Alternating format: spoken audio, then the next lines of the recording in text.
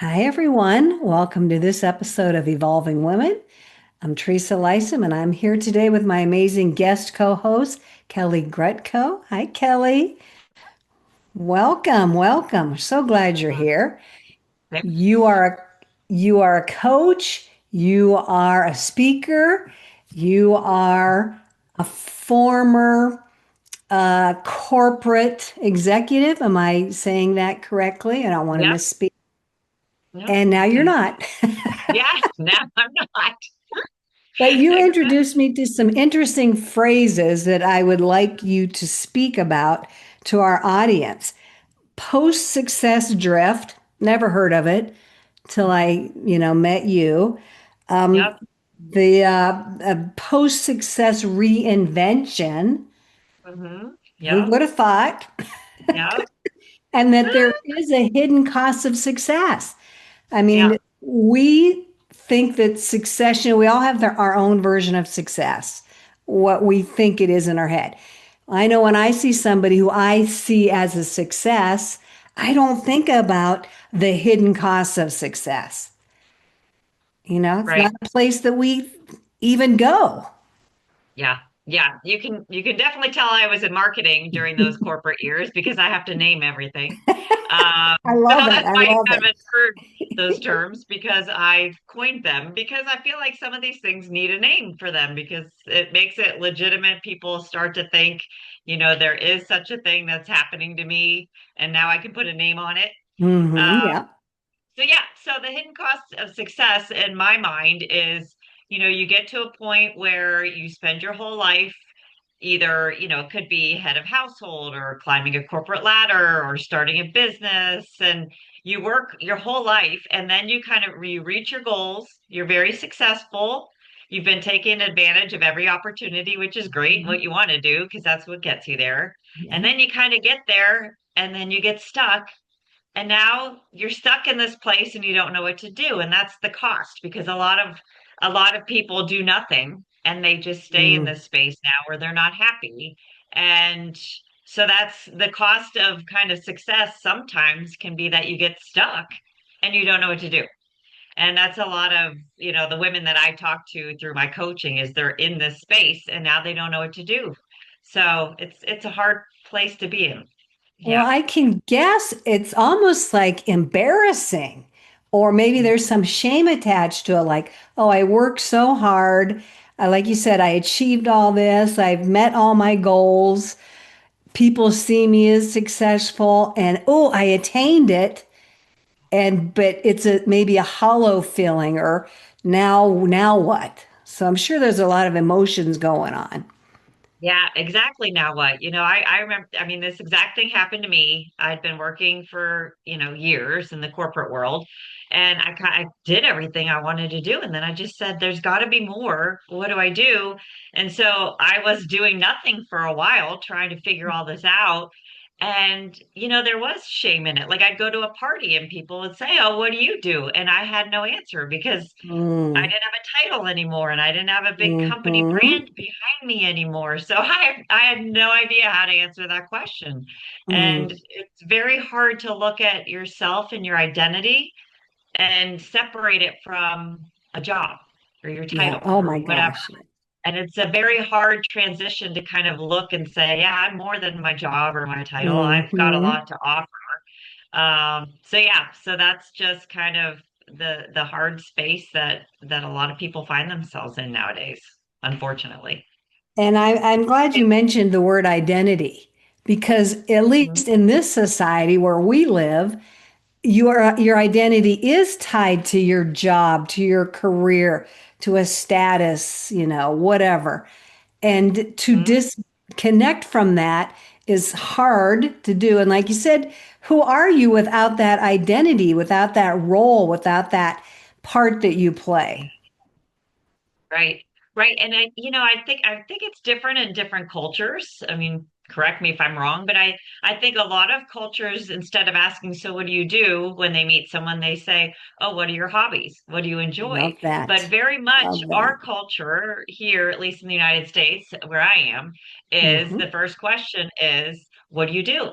And Yes. so it is Yes. very hard to separate what you do from who you are. So, Hmm. yeah, I very difficult. remember I was never in corporate, but I had a Mhm. teaching career.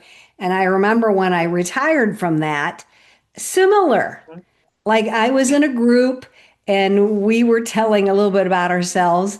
And every time they came to me, because it was happened over a period of time, like, oh, I'm retired, blah, blah, blah. And I got to a point where like, I got to let that go. Like that is not, I don't want that to define me from this point into my future.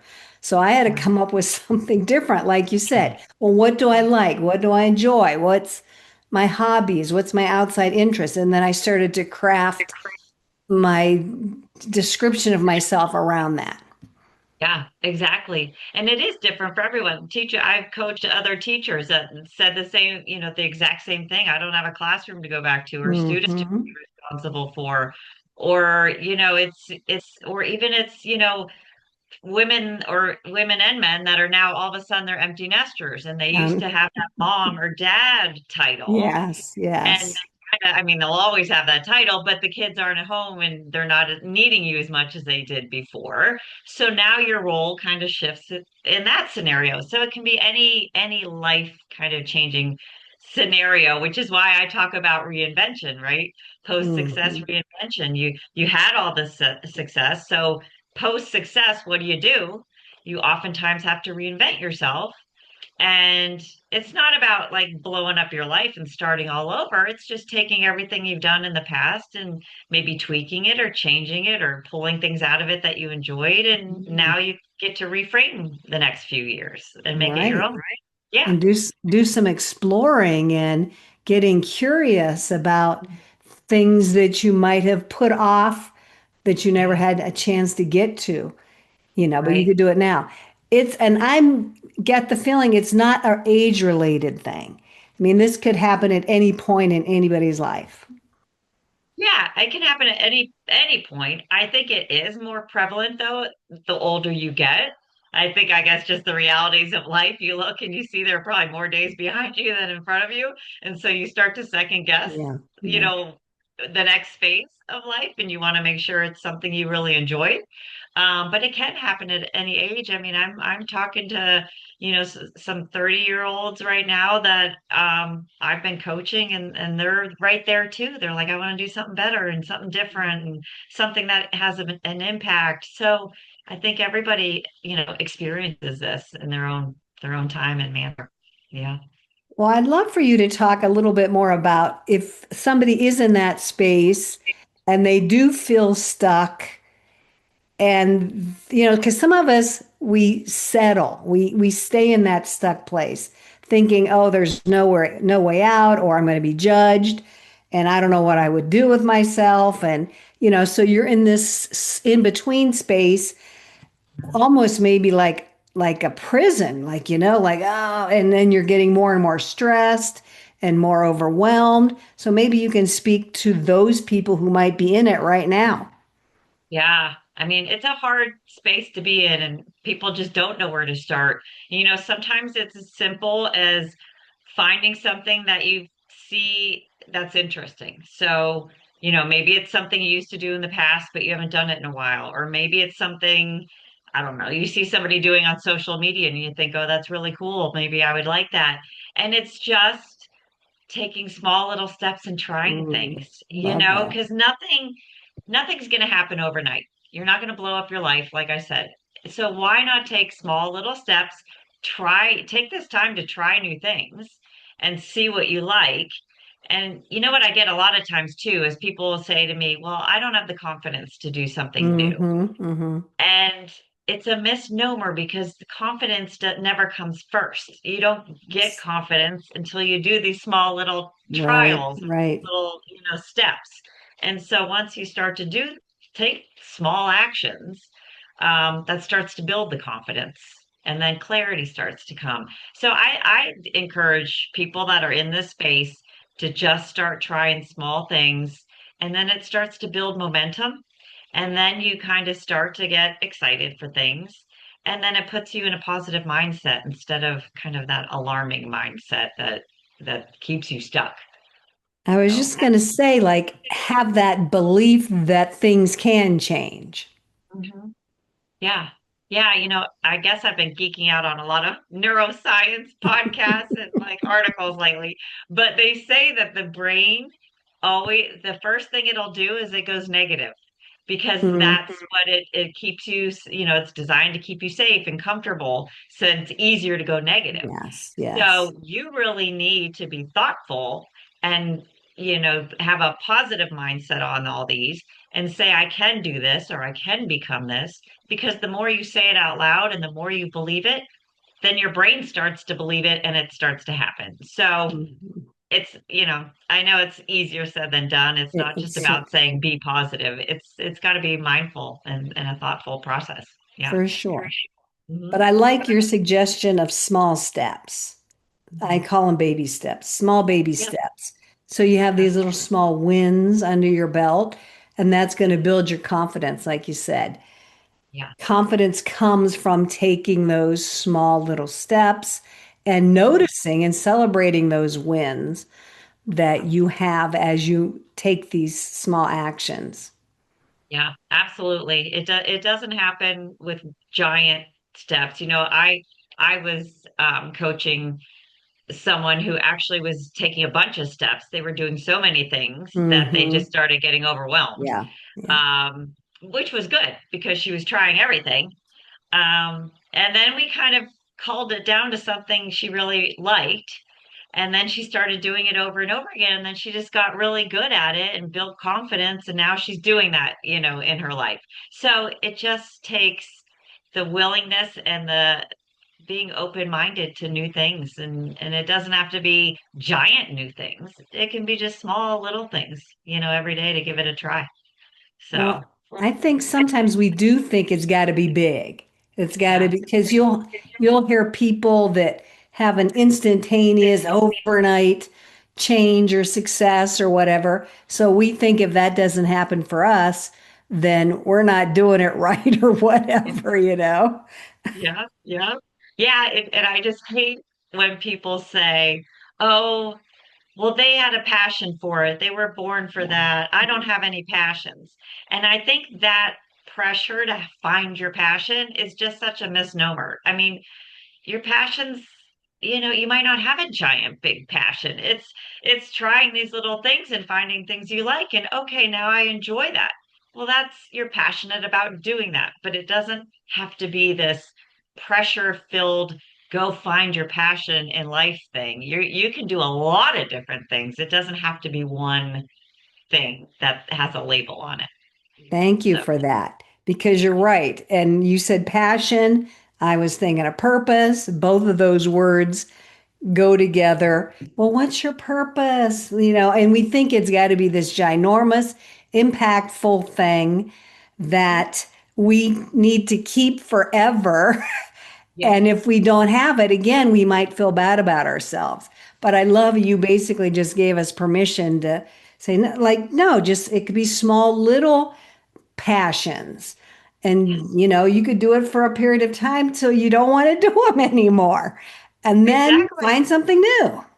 Yeah, exactly. I mean, your purpose might be, I don't know, doing something in your community or volunteering somewhere. Or maybe, I don't know, you like photography and you want to go out and take pictures for a while. I mean, your purpose can be many things. So it doesn't have to just be one defining purpose of your life, for Oh sure. my God. Thank you so Yeah. much. I wish somebody told me that years ago I know because, it took me a long time to figure that out. right, I always thought that I needed to have this big, definite purpose. Like I'm sure we all know somebody that from the time they were a kid, they wanted to be a doctor, or Right. something like that. And their Yeah. whole life was centered on that. And then Yeah. they achieved it and they got it. And it's like, dang it, how come I I don't have anything like that in my life? But Exactly. now because of you, I would be thinking like, oh, did they do they have that post-success issue that now that they're there? And they told everybody for their whole life that this is what they wanted. But once they got there, maybe not so much. Yeah. Yeah. Yeah. And then I think people feel bad when they give up that success to try something new. They start to feel guilty and bad, like, oh, well, I won't be as good at the next thing. Yep, You yep. know what?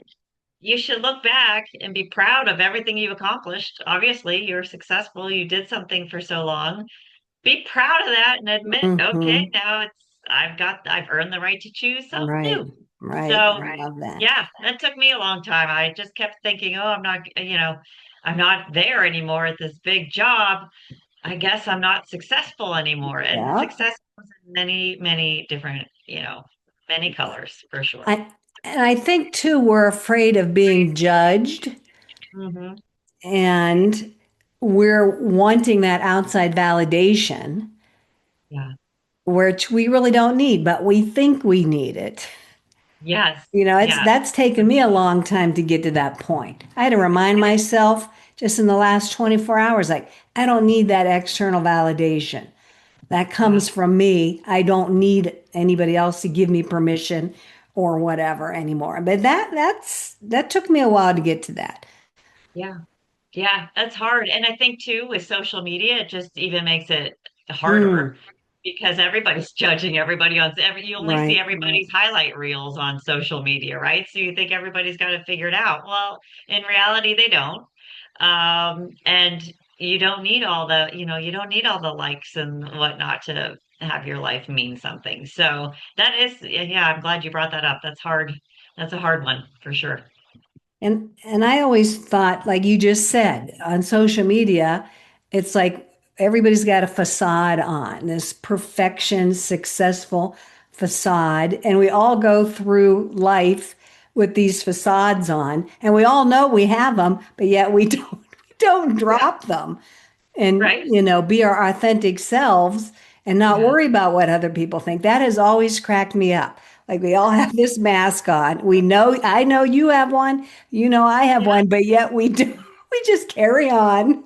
Yeah, that's so true. It's so true. And I've been purposefully trying to be more authentic on social media and I'm usually like a behind the scenes person. I was marketing. I wasn't the salesperson out there. I'm the one Hmm. behind the scenes. Hmm. But I've been trying on social media to just be very authentic and true and tell, my true stories. And it's hard to do. I mean, you really have because you're wondering, oh, should I hit send on this? Should I hit Yep. post? Because what will people think? And you just have to get past it. It's definitely a thing. Well, there's that sense of perfectionism. Yeah, We want to be perfect. We want our facades to be perfect for so sure. that, again, so we're not judged. And but and I'm going to bring up the term AI, but I've heard this from multiple people as of late. Because of AI, which has not been out that long, that we've used it, you know, Right. in the mainstream, they Yeah. prefer people who are authentic and not perfect. Right. Right. I have to say, like I post on LinkedIn a lot just since I'm a business owner. Mhm. Um, and when I post the most authentic, meaningful things, that's when I get, the most people engaged with me because they know that. Like they can sense it's not AI. And so that taught me, if anything, you just have to be real and then people respond. Even if you screw up, Yeah. even if Yeah. you'd say something stupid or whatever. It's just I think people can relate to that because that's how we are. We're human, Yeah. and sometimes we think that everybody else is superhuman except for us. Right. Right. I don't know why we do this to I ourselves, but we know. do. We do. We're Yeah. us humans, we're so silly. It just they crack me up. And we have to laugh at ourselves because we are comical. Exactly. Exactly. We gotta have a little fun. We create these situations for ourselves and we get stuck in them and then we can't figure out why and we stress ourselves out. But it's all our own creation. You Yeah. know, All our own doing for sure. We're our worst enemies sometimes. we certainly Yeah. are. I know. Yeah. I say, like, would you say this to a friend? Like, sometimes you just have that negative self-talk because we all do. Mhm, And yes. like, would I say this to my best friend? No. So No. why am I saying this to myself? It just doesn't make sense. Yeah, I Yeah, know. And that is a practice in and of itself. Just absolutely. that self-talk, especially if you're stuck in a negative place and Yeah, you have to keep yourself or move yourself in a more positive direction or get some support, such as yourself. Reach out to somebody who can get outside of your head. right. We're trapped in our own thoughts in our own head. And Yeah, it's good to we have an are. outside person that can be more objective to come help us through it. Right. And a lot of it is mindset. Like I'll tell people, and it's a practice, like you said, but if Mhm. there are negative thoughts going on in your brain, because that's where it starts, you Yeah. know, check the thought, and see if it's helping you or if it's hurting you or if it's Hmm. just kind of keeping you neutral. And then, you know, try to clarify the thought and then change the thought. But it takes time to kind of do that little exercise and stop yourself when you hear yourself talking negatively. But I think as you practice, it becomes easier. Yeah, oh, for sure. And just like anything you practice becomes easier over time. But sometimes I think once we are outside of childhood, where it's more acceptable to try things and screw up, and a young little person just learning to walk. We've all heard that story. We don't get Yeah, mad at a little toddler trying to walk. But I right, think once we get into adulthood, we think that because we're adults, then we should be able to be real good in anything that we try. right.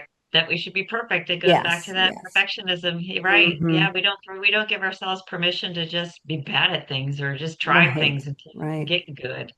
So, yeah, a little Yeah, self-forgiveness goes a long way. yes. Oh my gosh, that is a big message. So if someone was in a spot, in a successful position, and they are finding themselves stuck, like what can you do for them? Just do you have some processes, some techniques? Like just, can you share Yeah, a few? for sure. I usually take I have after I kind of got through my whole post success, reinvention. I wrote everything down. I literally got pen and paper out, started writing down everything I went through. And I didn't know I was going through it at the time, but Mm-hmm. afterwards I could look back and I created a framework that I take other people through. And of course, the marketer and me had to make it an acronym. And so it's called Pivot. And it starts with preparing your mindset, like we talked about. A lot of it starts right in your own mind.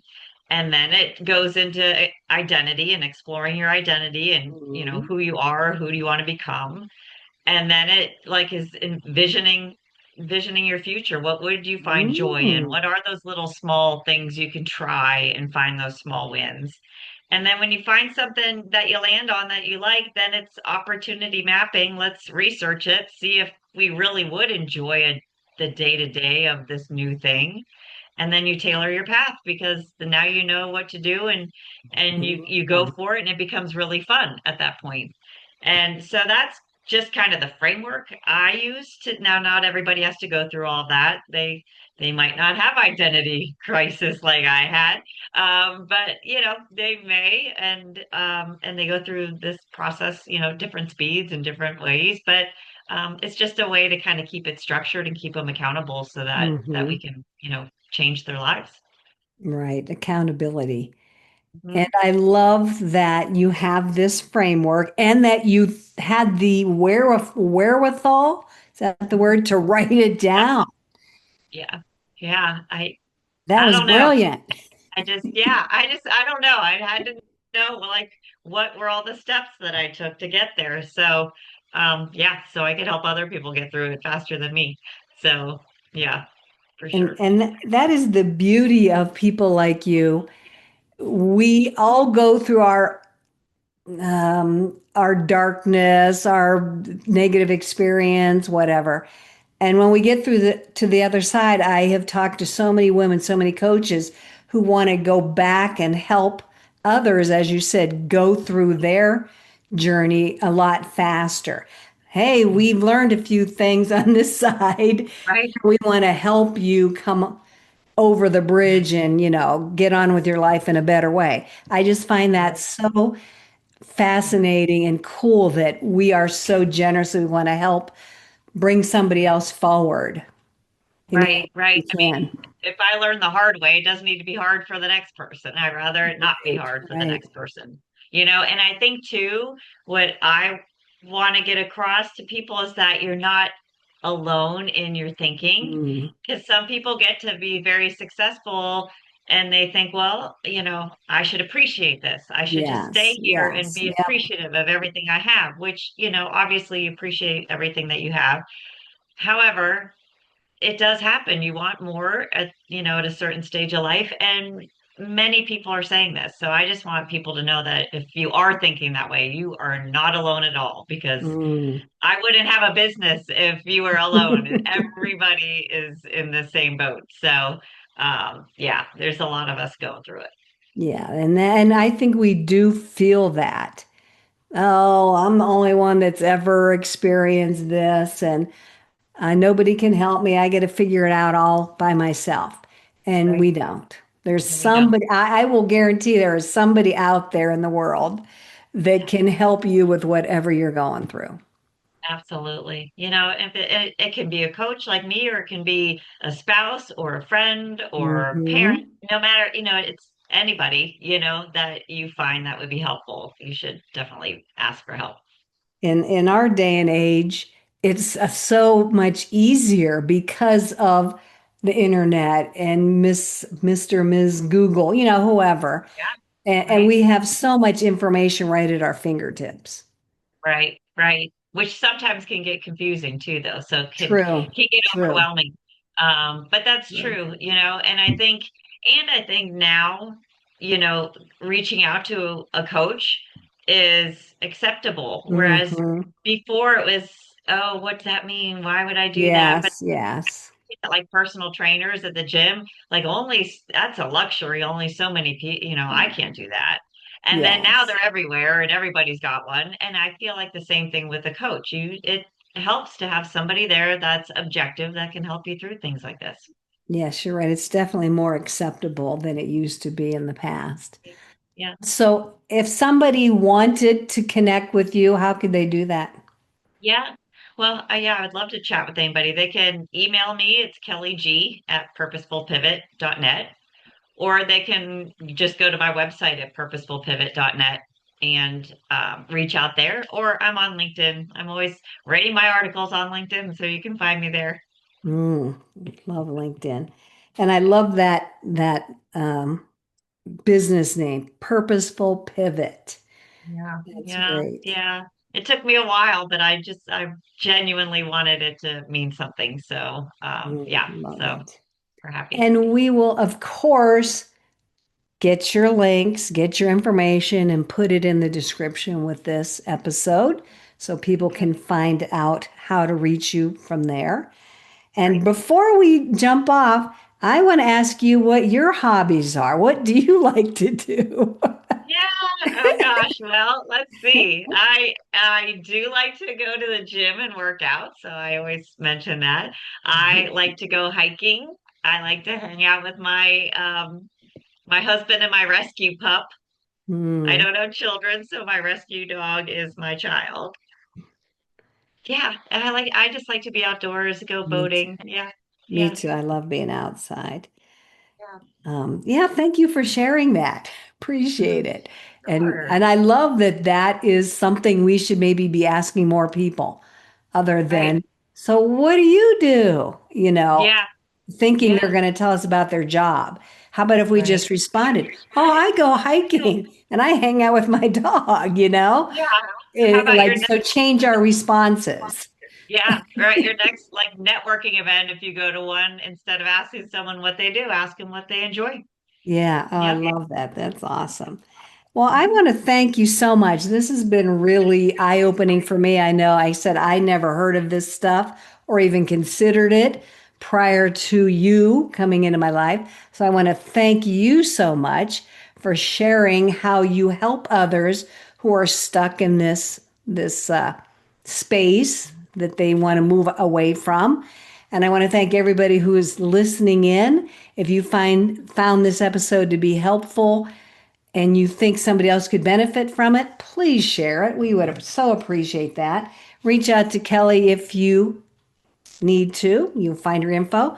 I'm going to put this up. This always reminds me of what I'm supposed to say because I never remember. So I had to write it down. So do all the things. And I want to thank you so much, Kelly. Thank you for your time with us. Thank you for what you're doing out in the world for women. And thank you, everybody, for listening. And I hope you tune into the next episode. Thank you. Bye. Bye bye. Bye.